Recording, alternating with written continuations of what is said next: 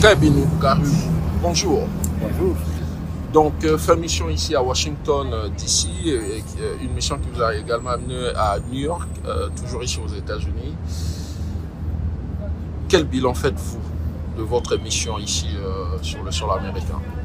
Un bilan largement positif. Les objectifs que nous poursuivions ont été atteints. Nous sommes venus parler aux instances américaines et tirer une sonnette d'alarme. Sonnette d'alarme, pourquoi? Parce que des négociations se déroulaient. Elles ont commencé au Qatar, à Doha, et se sont poursuivies ici à Washington. Mais il y avait un maillon manquant à ces négociations, c'est la population congolaise. On ne peut pas décider du sort des Congolais en leur absence. Alors, nous sommes venus dire aux négociateurs, à toutes les parties présentes et aussi aux décideurs que sont les Américains que le point de vue des Congolais devrait être entendu. Et ce n'était pas le cas, qu'on se le dise. Les délégués du gouvernement qui sont venus ici n'ont fait aucune consultation populaire. Ils sont venus avec un cahier de charges, au contraire, qui met à mal le Congo. Dans quel sens? Il y a deux accords qui sont en train d'être négociés. Il y a un accord économique et un accord politique. L'accord économique consiste à donner aux Américains tout ce que le pays possède comme terres rares et minerais stratégiques contre la sécurisation du pouvoir de M. Félix Tshisekedi. Il y a mal donne. Nous sommes venus tirer une sonnette d'alarme et dire aux Américains que faites attention. Mais Tshisekedi, c'est un président élu qui a reçu mandat et donc il engage le pays. Et vous dites qu'il ne peut pas engager le pays au nom du peuple, alors que vous, quel est ce peuple-là qui vous a mandaté ici pour parler en son nom? Nous faisons partie d'une opposition politique non armée. Une opposition politique qui a décidé de veiller au grain. N'oubliez pas que notre chef, en l'occurrence le président honoraire Joseph Kabila, a dirigé le pays pendant très longtemps. Il est attristé de voir son œuvre démolie, détruite par ce que M. Tshisekedi et les siens sont en train de faire. Et cela lui donne, n'est-ce pas, un mandat personnel d'abord, mais national ensuite, de faire en sorte que ce qu'il a détruit de longue date ne soit pas détruit. Vous voulez dire ce qu'il a construit de longue date? Il a construit. Lorsqu'il est arrivé en 2001, souvenez-vous, il n'y avait pas une architecture étatique au Congo. Il n'y avait pas de constitution. On vivait vaille que vaille. Il est arrivé, il a pris des décisions importantes, comme par exemple signer le cessez-le-feu, l'accord de Lusaka, qui a mis fin au combat. Demander à toutes les troupes étrangères de s'en aller et demander à ce que les Sud-Africains nous aident à nous accueillir chez eux pour un dialogue entre Congolais. Et tout Congolais devrait se retrouver là-bas. Et nous nous y sommes retrouvés. Raison pour laquelle, lorsque nous avons terminé les négociations de Sun City, l'accord qui a été signé s'appelle l'accord global et inclusif. Vous parlez d'une opposition non armée, mais que fait une opposition non armée à Goma, ville occupée par une opposition armée? Je veux dire par la rébellion. Mais c'est toujours au Congo. Goma, que je sache, n'est pas une ville étrangère. C'est une ville congolaise. J'ai eu à expliquer cela la dernière fois. Le fait de nous ville congolaise, mais contrôlée par une rébellion soutenue par un pays étranger, le Rwanda. Bon, ça, je ne sais pas si elle est soutenue par le Rwanda. Il faudra le prouver. Mais en tout cas... C'est factuel. S'il vous plaît? C'est factuel. Bon, ok, je vous le concède. Mais toujours est-il que le M23, qui hier vers les années 2012, lorsque nous nous sommes battus contre eux, avaient des revendications identitaires. Ils se battaient pour leur nationalité congolaise. Et nous leur disions que la question de la nationalité congolaise est résolue par la Constitution. Il n'y a pas besoin de prendre les armes. Ils n'ont pas voulu nous écouter. Nous nous sommes battus et nous les avons vaincus. Cette question-là... Pas que sur cette question-là, il y avait bien d'autres. Bon, mais en tout cas, c'est la question principale. Et aujourd'hui, c'est toujours la même revendication. Non, pas du tout. Aujourd'hui, il y a autre chose. Que vous et moi, nous ne savons pas. En tout cas, moi, je ne peux pas me prononcer là-dessus. Mais toujours est-il que je sais que le président Tshisekedi a invité le M23 qui était déjà défait à Kinshasa. 14 mois, nous disent-ils, ils sont restés dans notre capitale aux frais du contribuable. Ils étaient aux Petits Oignons, au Kempinski Hotel. Alors, qu'est-ce qu'ils se sont dit avec M. Tshisekedi? Nous ne savons pas. Mais ça, c'est peut-être un détail, mais comment expliquer... Non, ce n'est pas un détail comment du tout. Expliquer Kikayabin Karoubi cette contradiction du président Kabila qui combat les M23 entre 2012 et 2013, défait cette rébellion et aujourd'hui, il défend cette même rébellion. Je répète, les agissements de cette rébellion contre la République. Je répète ce que j'ai eu à vous dire. Le M23, en 2012, se battait pour d'autres revendications. Qui ne sont pas différentes. Qui sont différentes. Aujourd'hui, moi, je n'entends pas parler le M23, nous nous battons pour notre nationalité congolaise. Alors, pas du tout. Ils sont congolais, et le premier à le reconnaître, c'est le président Tshisekedi. Il l'a dit ouvertement que le M23, ce sont des Congolais. Il l'a dit à des chefs d'État, il l'a dit à des micros de journalistes, vos collègues, il l'a dit à plusieurs reprises. Ce sont des Congolais. Ils ne se battent pas pour ces revendications-là. Et c'est pour cela que nous nous sommes battus contre eux, parce que nous avions un argument disant que la question de la nationalité congolaise est résolue dans la Constitution. C'est une question qui a été débattue déjà du temps de la conférence nationale souveraine. Comment expliquer aux générations futures qu'un ancien chef d'État a soutenu une rébellion contre la République? Non, attendez. Une rébellion peut naître et ne peut pas être toujours prise pour une mauvaise rébellion. Vous savez, une rébellion peut avoir un point à défendre, comme par exemple, lorsque quelqu'un s'impose et met en place une dictature féroce, une tyrannie. D'ailleurs, la Constitution elle-même demande à tout Congolais d'empêcher cette personne. Pacifiquement. Bon, en tout cas... En ne prenant pas les armes contre la République. Non, ce n'est pas contre la République, c'est contre un régime. Contre un régime. Ce régime, moi je ne crois pas qu'il se bat pour la République. Un régime... Le régime vient de prouver à suffisance... Qui gère le pays parce que ce régime a reçu le mandat du peuple par les élections. Mais alors, ce régime vient aux États-Unis donner les minéraux de nos enfants. Parce que ces minéraux qui sont dans le sous-sol congolais n'appartiennent pas qu'à nous. Ils appartiennent aux générations futures. Ils ne font pas un cadeau aux Américains. C'est un cadeau. Ils proposent c'est un cadeau. Un partenariat, une coopération. Non, pas du tout. En échange... Pas du tout. Ça fait partie... De la sécurité, il y aura des échanges économiques, il y a plusieurs autres bénéfices que le gouvernement défend pour le pays. Vous savez, ma présence ici a servi également à dire à nos partenaires américains que nous, en l'occurrence, la famille politique du président Kabila, qui fait partie de la grande famille politique oppositionnelle, qui n'a pas pris les armes, et dire aux Américains que nous ne voulons pas que les capitaux américains arrivent dans un pays qui est au bord de l'implosion.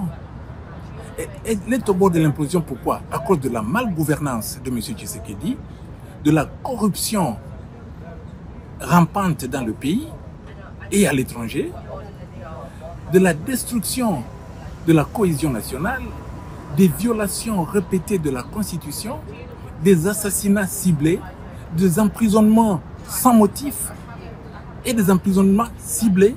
Tous les généraux et les officiers supérieurs swahiliphones sont en prison ou tués. Alors, le pays est au bord de l'implosion. Alors, les capitaux américains que nous souhaitons de tout notre cœur dans notre pays et d'ailleurs, je peux vous rappeler, à l'époque, le président Kabila était venu ici aux États-Unis sous le président George Bush II, le fils. Je faisais partie de la délégation. Nous avons été voir une grande compagnie minière américaine qui s'appelle Phelps Dodge, qui est venue au Congo, qui a obtenu la concession de Tenke Fungurume. C'est par la suite que Phelps Dodge a conclu un accord avec une autre société qui s'appelait Freeport-McMoRan, qui, au finish, a fini par vendre cette concession aux Chinois. Mais, toujours est-il que le président Kabila s'est déplacé lui-même pour venir dire aux Américains, venez travailler avec nous. Et ils sont venus. Donc nous ne sommes pas contre les capitaux américains. Mais nous ne voulons pas des capitaux américains qui viennent au Congo et trouver un Congo au bord de l'implosion. Pourquoi le président Kabila soutient-il aujourd'hui le Rwanda qui soutient une rébellion contre la République? Vous y revenez toujours. Moi, je ne pense pas que le président Kabila soutient le Rwanda. Le Rwanda se trouve être notre voisin et il le sera toujours jusqu'à la fin des temps. Mais pourquoi le président Kabila ne condamne-t-il pas le Rwanda qui soutient une rébellion? Ça, c'est une question vraiment qui ne devrait pas être posée. Le président Kabila n'a pas à condamner un pays voisin. Le président Kabila est là.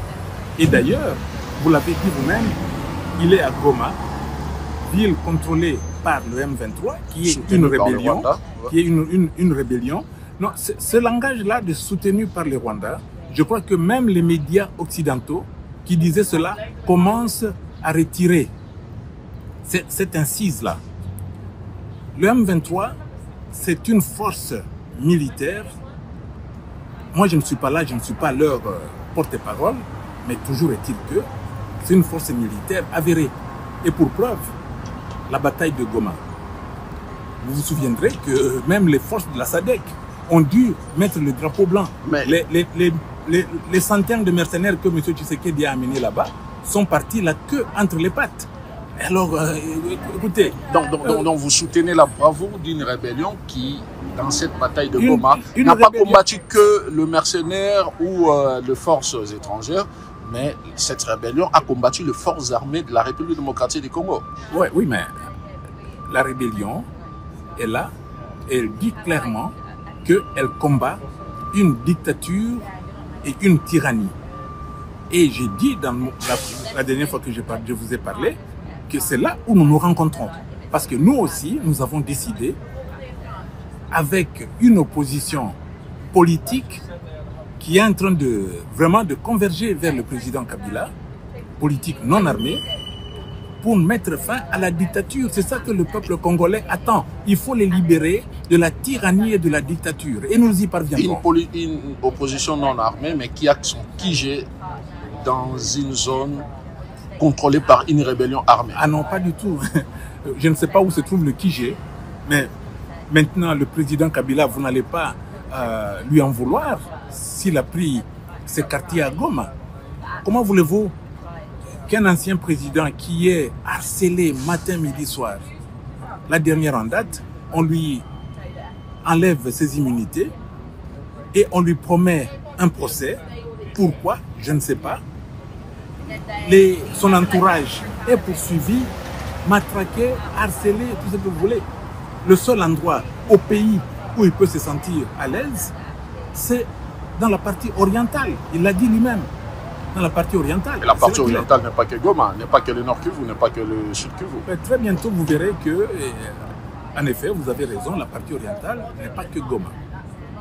Quelles sont les prochaines étapes, Kika Yabin Karougou? Après Goma, le président Kabila, dans le prochain jour, il compte y quitter ou y demeurer ou se rendre à Bukavu toujours sous rébellion ou comment? Souffrez que je garde motus et bouche cousue là-dessus. Ça, c'est une information sécuritaire que je ne peux pas dévoiler encore. Faut-il que moi-même je le sache? Je n'en sais rien. Les aspects sécuritaires qui se déroulent dans les parties en guerre, en tout cas, moi, ça ne m'intéresse même pas. Le 27 juin prochain, donc la semaine prochaine d'ailleurs, Kinshasa et Kigali vont signer ici à Washington un accord de paix avec l'objectif de taire les armes. Quel avenir pour vous? Non, nous ne dépendons pas des armes, vous savez. Ils vont signer cet accord, c'est vrai. Mais nous, je vous ai dit au début que nous avons atteint notre objectif qui était d'amener un autre son de cloche. Pendant longtemps, les décideurs, les facilitateurs, les médiateurs dans la crise congolaise ont entendu des mensonges ou des demi-vérités. Parce que dire que la crise congolaise, c'est le Rwanda, c'est à cause du Rwanda, c'est une demi-vérité. La crise congolaise, c'est la malgouvernance du pays. Je peux terminer. La malgouvernance du pays, la corruption endémique, les arrestations, les assassinats et tout ça, c'est cela le mal congolais. Et aussi longtemps qu'on n'aura pas adressé ce problème-là, on travaillera en vain. Mais que répondez-vous à ceux qui pensent que la crise congolaise, c'est parce que vous, quand je parle de vous, c'est les camps Kabila, vous avez décidé en 2018, selon les camps Martin Fayulu, de ne pas respecter la volonté du peuple qui avait fait son choix, et le camp Kabila a décidé de faire son choix, lui. Bon, écoutez, ça, encore une fois, si nous nous perdons dans cette polémique-là, qui est close, parce que le 2018, après 2018, il y a eu 2023. Il y a eu une autre élection. Donc vous reconnaissez quand même ces élections? Non, reconnaître quoi? Je n'ai pas à reconnaître quoi que ce soit.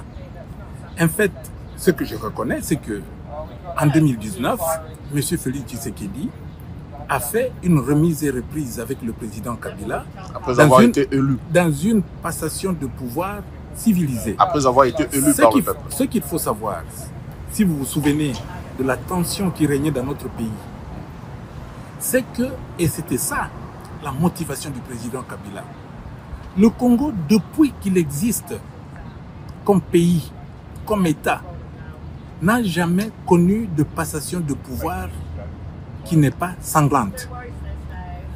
Du roi Léopold au Congo belge, on nous coupait les mains et tout ce que vous connaissez l'histoire. C'était dans le sang que le Congo deviendra Congo belge. En 1959 commencent d'autres problèmes. Il y a eu la tuerie à la place Imka à Matongé. Vous êtes Quinois, vous connaissez bien l'endroit. Et c'est ça est allé jusqu'à l'obtention de l'indépendance en 1960, qui culminera le 17 janvier 1961 avec l'assassinat de Patrice Emery Lumumba et le début de plusieurs rébellions et de sécessions. Sécession du Katanga, sécession du Kasaï et tout ça, la rébellion mouléliste. Et encore une fois, c'est dans le sang que le maréchal Mobutu fait son coup d'État en 1965. Et même lui, en 1965, il procède à des pendaisons publiques à Pongabi, raison pour laquelle Mouzé avait nommé le stade des martyrs. Donc, il n'y a eu que ça. En 97, pardon, 87-97, pareil. Lorsque Mouzé prend la Kalachnikov à l'est, vient vers l'ouest, on nous parle de 10 millions de morts, de 6 millions de morts, on ne connaîtra jamais le chiffre exact, mais en tout cas, c'est dans le sang. Raison pour laquelle Joseph Kabila dit il faut qu'on en finisse avec cette malédiction. Et je n'ai même pas fini, parce que Mouzé lui-même, il part assassiné dans son bureau par un de ses gardes-corps. Et Kabila dit finissons avec la malédiction en organisant des élections. Non. D'abord, en procédant par la signature d'un accord et en mettant en place une nouvelle constitution, en mettant en place une structure étatique qui permettra de gouverner le Congo comme un pays normal, pas comme une république bananière. Et on a eu des élections en 2006, en 2011 et en 2018. Oui, trois cycles électoraux, chapeau quand même. Et après, il y en a eu en 2023. Mais seulement en 2023, Kabila refuse de participer lui-même, que vous présentez comme architecte. Et vous lui donnez raison ou pas? Mais il refuse lui-même de participer aux élections qui déterminent le moyen d'accéder au pouvoir. Mais vous connaissez les élections de 2023. Étaient-ce des élections? D'abord, elles ont violé la Constitution sur toute la ligne. Elles se sont déroulées sur une semaine. Les gens avaient les machines à voter dans leur résidence, des choses comme ça. L'architecte qui détruit lui-même non, celui qui sa détruit, construction. Non. Vous êtes en train d'exonérer M. Tshisekedi ou pas? C'est lui qui organise ces fameuses élections de 2023. Mais il n'a pas interdit la participation de Kabila, du camp Kabila. Non, mais les faits ont donné raison à M. Kabila de ne pas participer à une élection qui viole de manière honteuse la Constitution de la République. Et Tshisekedi vous a accusé, donc vous, Kabila, de n'avoir pas pris part aux élections pour mener cette rébellion.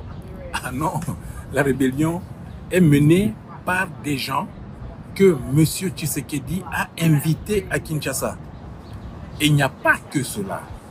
Souvenez-vous, Yonani Oboya Kagame, au stade des martyrs. Donc, il y a des choses que nous ne connaissons pas. Il y a des non-dits que M. Tshisekedi dise au peuple congolais. Où est-ce que ça a cloché? Où est-ce qu'il y a eu des problèmes avec le Rwanda? Rwandair faisait des navettes à Kinshasa et puis tout d'un coup, fini. Et c'est la guerre qui commence. Quel a été le problème? C'est ça que vous et moi ne connaissons pas et le peuple congolais non plus. Mais maintenant, il y a toujours cette question. Le peuple congolais ne comprend pas également comment le président Kabila puisse aujourd'hui prendre la défense de la rébellion et ne pas se prononcer contre le Rwanda. Non, moi je vous dirais que le président Kabila prend la défense du peuple congolais. Il est là pour défendre le peuple congolais et obtenir que le Congo revienne à la normalité. Pourquoi veut-il retourner au pouvoir? Ça, c'est vous qui dites, moi je ne sais pas. Je ne sais pas s'il veut retourner au pouvoir. Il est en train de défendre les droits du peuple congolais, le droit élémentaire de vivre convenablement sur la terre de nos ancêtres. Donc son objectif, ce n'est pas de reprendre le pouvoir. Ça, je ne sais pas. Je dis bien, je ne sais pas. Je ne peux pas répondre à cette question. Lorsque vous le verrez, vous lui poserez la question. Il y a une question la dernière d'un internaute qui veut savoir, il dit 18 ans de gestion, on connaît tout ce qui s'est passé réellement, et cet internaute insiste pour savoir qu'est-ce que Kabila a encore à proposer aux Congolais. Il le saura. Il n'a pas pu faire. Kabila, c'est quelqu'un qui... En 18 ans de règne. Non, attendez. De 2001 à 2006, il avait cette mission-là de récupérer notre Congo. Et il y est parvenu. Un Congo que nous avions déjà perdu. En 2006, il a lancé les 5 chantiers de la République. Il n'a pas travaillé dans l'air comme je vois aujourd'hui. Les 5 chantiers de la République. Qu'il a mis en chantier, effectivement. Les routes, les ports, les ponts, les aéroports et tout ça. Il a mis en chantier. En 2011, il a lancé la révolution de la modernité. Au fait, pour la première fois, nous sommes là, on nous dit que bon, le programme du gouvernement, c'est le peuple d'abord. C'est quoi le peuple d'abord? C'est la vision du chef de l'État. C'est quoi la vision du chef de l'État? C'est le peuple d'abord. Vous voyez, une confusion conceptuelle. Mais le président... Non, attendez. Sous Mobutu, vous n'étiez pas né, M. Boujakera. Nous avons connu le maréchal Mobutu avec son opération Salongo. Motonamoto Abongisa. Travail. Il lance ce mot d'ordre et il met la nation au travail. Après, en 70, il parle de objectif 80. Et il nous met au travail. Le régime actuel, depuis qu'ils sont arrivés, ils n'ont aucune vision, aucun projet, aucun programme, aucun programme de base. Oh, non. La gratuité de l'enseignement de base, Vous savez bien que la gratuité de l'enseignement la santé universelle, ce sont des programmes qui faisaient partie des 5 chantiers de la République. L'éducation, ça faisait partie des 5 chantiers de la République. Bravo pour avoir continué dans le lancer de celui qui vous a précédé, Monsieur le Président. Mais, pour le moment, quelle est la vision, quel est le programme de M. Tshisekedi? Mais tout ce que je sais, c'est que M. Nicolas Kazadi, qui était l'argentier de la République, nous a dit clairement que lui faisait sortir de l'argent par procédure d'urgence, des centaines de millions de dollars. Ça sortait, ils se mettaient autour de la table, ils se les partageaient d'abord avant de réfléchir sur ce qu'ils vont faire. C'est tout ce que je sais. Alors, vous allez nous condamner de combattre un tel système? Je crois que le peuple risque de vous lyncher si vous entendez pas. Vous arrivez quand à Kinshasa? Le président Kabila arrive quand à Kinshasa? Bon, ça viendra. Mais ça viendra certainement. Les relations avec le Burundi passent? Particulièrement parce que notre famille politique et le camp Kabila, bien sûr, le président Kabila, parce qu'on le voit partout, au Rwanda, Ouganda, Tanzanie et tous les autres. Eswatini, Afrique du Sud, Namibie. Sauf le Burundi. Pourquoi pas le Burundi? Bon, écoutez, il n'a pas encore été invité à aller au Burundi. Le jour qu'il sera invité, il ira peut-être au Burundi. Mais il ne se relève pas un matin et dire « Ok, aujourd'hui je vais aller à Sierra Leone ». Non, il faut quand même que les autorités de là puissent l'inviter. La toute dernière question. Le 27 juin, l'accord est signé. Le 28, vous faites quoi? Vous quittez Goma? Non, pas du tout. L'accord sera signé, mais cette fois-ci, tenez-vous bien, cette fois-ci, avec un bémol que nous avons pu